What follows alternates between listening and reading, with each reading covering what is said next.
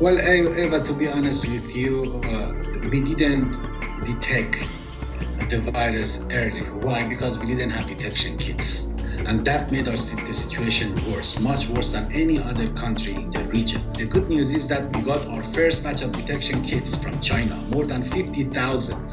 And then China kept sending us even more. After that, it was the European Union countries like France, like Germany, and of course the United Kingdom that also came to their senses and realized that if they don't help Iran to curb the virus, they are going to have to deal with it inside their own doorsteps. That's why they also followed the example of China and decided to help Iran. So the moment that Iran started testing the patients, it took time, more than a week.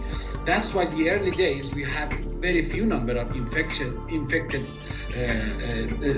patients, but later it just kept rising. Why? Because we kept getting test kits from these 4 countries, and at the same time we kept testing.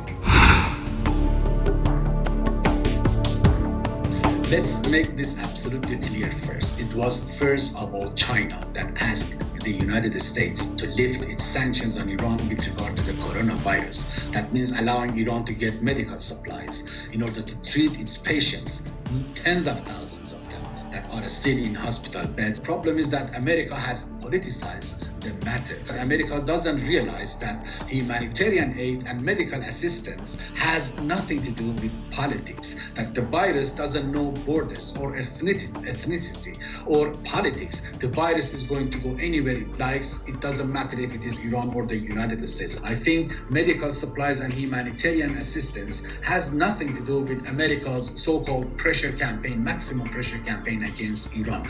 They need to realize that they need to help Iran. If they don't help Iran, Iran will become the next epicenter of the coronavirus for the region. And we know that there are many allies in the region that have close cooperation and contacts with the United States. I'm talking about Saudi Arabia, Kuwait, the United Arab Emirates, and of course Qatar, Oman, and others. So if America doesn't want to see its allies having to deal with the crisis, it has no choice but to lift its sanctions against Iran, at least on a temporary basis, maybe 3 months, in order to help Iran do transactions, transfer money, and purchase medical supplies. It's not too much to ask.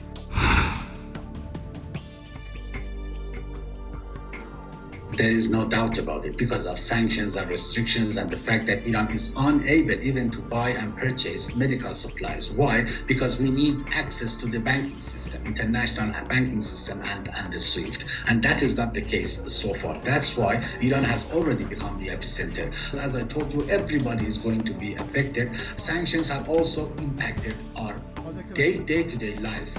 Just put yourself in the shoes of an Iranian family that wants to send their kids to America or to Canada or to China and Europe to study. These kids need money, and that money needs to be transferred to their accounts in those countries that they want to study. And that is not possible because of sanctions. So the sanctions that America, Mike Pompeo, the US Secretary of State, or even President Trump himself claims that are not affecting the ordinary Iranians, that's a big lie. I think the sanctions regime is directly affecting ordinary Iranians, and they are paying a heavy price in so many ways. The other one is that the day-to-day businesses of so many ordinary Iranians have also been affected. They cannot transfer money to import goods and services from places like China, Europe, and the Middle East. And at the same time, they cannot sell their goods in this country and get paid for it. Just as the way Iran is unable to sell oil in international markets and get paid for it in cash, even in cash. So the sanctions regime is affecting not just the government, but ordinary Iranians.